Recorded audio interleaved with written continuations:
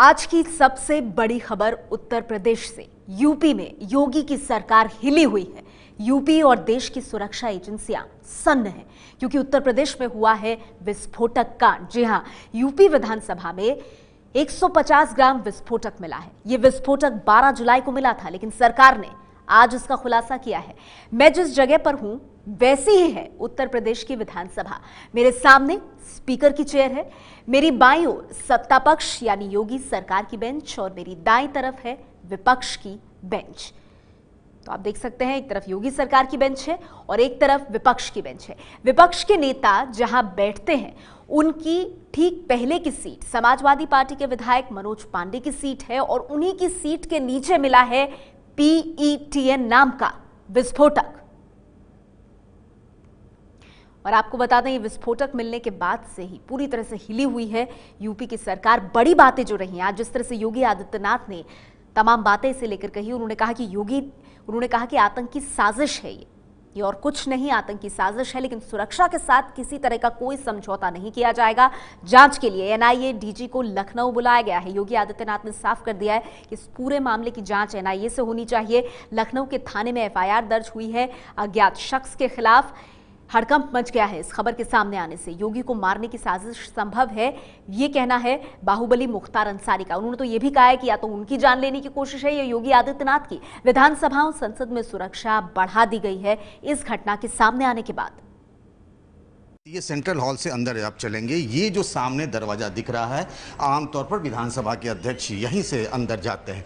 पीछे वो सदन है जहां पर 403 विधायक बैठते हैं और वहीं एक सीट से ये PETN एक्सप्लोसिव मिला हुआ है। ये कॉरिडोर है यहाँ पर।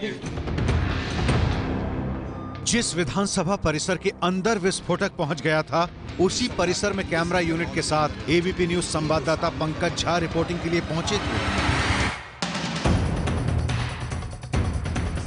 पंकज का मकसद था देश को यह दिखाना कि कैसे यूपी की सबसे सुरक्षित बिल्डिंग तक पहुंच गया विस्फोटक। लेकिन पंकज झा को देखते ही सुरक्षा कर्मी हरकत में आ गए। रिपोर्टिंग कर रहे पंकज को रोकने लगे। सीट से ये PETN एक्सप्लोसिव मिला हुआ है। ये कॉरिडोर है यहाँ पर। ये वो विधानसभा के मार्शल हैं, इनकी सुरक्षा, विधानसभा के अंदर की सुरक्षा इन्हीं मार्शल की और विधानसभा सचिवालय की सुरक्षा की जिम्मेदारी होती है। ये आगे जाने से मना कर रहे हैं। ये कह रहे हैं कि प्रतिबंधित क्षेत्र है और इसीलिए आप अंदर नहीं जा सकते।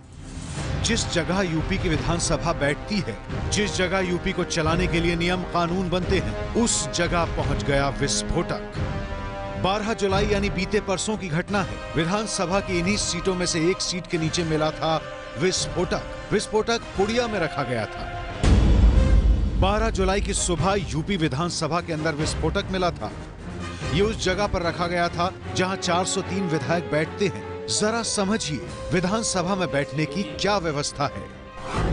ये सीट है स्पीकर हृदय नारायण दीक्षित की। इन सीटों पर योगी सरकार के मंत्री और बीजेपी के विधायक बैठते हैं।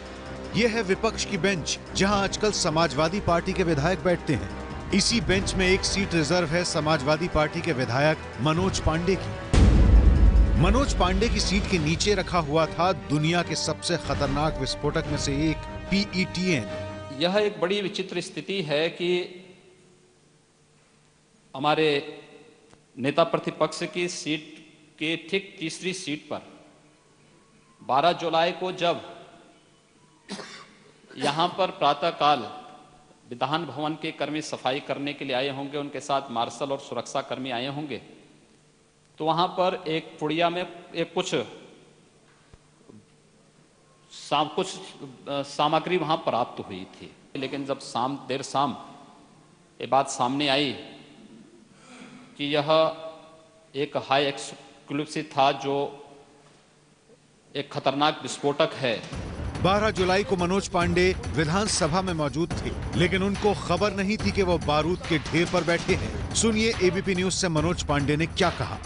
अब तक आपको ये जानकारी हो गई होगी, जिस वक्त आप अपनी सीट पर बैठे थे क्या उसी दौरान विस्फोटक नीचे था? इस बारे में तो आपको जानकारी पता होगी, पहले से ही वो विस्फोटक वहां पर रख दिया गया था या फिर बाद में? अभी हमें कुछ भी नहीं मालूम, टीवी से ही हम सुन रहे हैं इससे बस।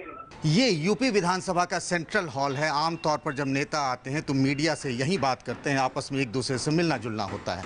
लेकिन जिस तरीके से 12 जुलाई की सवेरे रायबरेली से समाजवादी पार्टी के विधायक मनोज पांडे की सीट के नीचे PETN, जिसको आम भाषा में प्लास्टिक एक्सप्लोसिव कहते हैं, वो मिला और उसके बाद लोग सकते में हैं।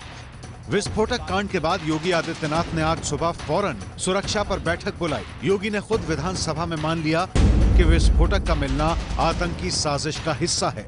योगी ने विस्फोटक मिलने की जांच नेशनल इन्वेस्टिगेशन एजेंसी यानी NIA को सौंपने का ऐलान किया है। यह एक खतरनाक आतंकी साजिश को अंजाम देने की साजिश का हिस्सा है। कौन लोग इस साजिश में लगे हैं, इसका पर्दाफाश होना आवश्यक है। इस प्रकरण की पूरे उसकी जांच NIA से जरूर हो। NIA जैसी संस्था को इसकी जांच करनी चाहिए। फॉरेंसिक जांच से सीट के नीचे रखे विस्फोट के PETN होने की पुष्टि हुई है। PETN को पेंटाइराइथ्रिटॉल टेट्रानाइट्रेट के नाम से जाना जाता है। ये एक किस्म का पाउडर बम है जो सफेद रंग का होता है। PETN बाकी विस्फोटक से इसलिए अलग और खतरनाक माना जाता है क्योंकि ये गंधहीन होता है। इसे पकड़ पाना नामुमकिन है। मेटल डिटेक्टर और खोजी कुत्ते से भी PETN विस्फोटक साफ बच निकलता है। विस्फोटक में कोई मेटल नहीं होता, इसलिए मेटल डिटेक्टर या एक्सरे मशीन से विस्फोटक बच निकलता है। इसका इस्तेमाल सेना और खनन उद्योग में पहाड़ काटने के लिए किया जाता है।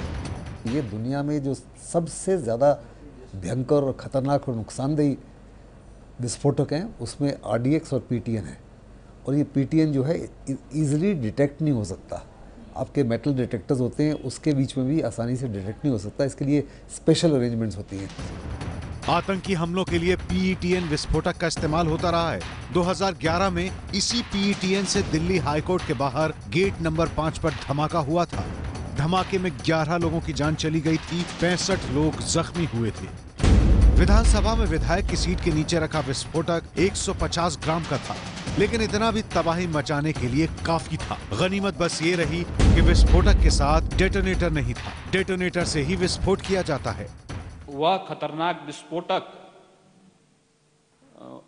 मुझे यानी उसकी यद्यपि मात्रा कम थी, 150 ग्राम ही वह है। इस पूरे विधान भवन को उड़ाने के लिए 500 ग्राम का जो PTN जो विस्फोट पाया गया है वो पर्याप्त है। या तो विस्फोटक रखने वाला डेटोनेटर रख नहीं पाया, या दहशत फैलाने के लिए सिर्फ विस्फोटक रखा गया, डेटोनेटर नहीं।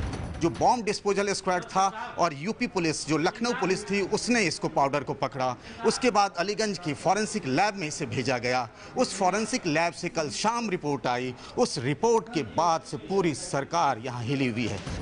विस्फोटक मिलने के बाद विधानसभा परिसर के हर कोने की सुरक्षा जांच हो रही है। जगह जगह सुरक्षा कर्मी दिख रहे हैं, लेकिन सवाल ये बना हुआ है कि विस्फोटक विधानसभा के गर्भगृह में पहुंचा कैसे। विस्फोटक पहुंचना अगर किसी आतंकी साजिश का हिस्सा था, तो साजिश रचने वाले विधानसभा में पहुंचे कैसे। सवाल ये है कि क्या ये किसी अंदर वाले की साजिश हो सकती है। योगी ने माना है कि विधानसभा की सुरक्षा में कई खामियां हैं। विकास के मुद्दों पर चर्चा करनी चाहिए।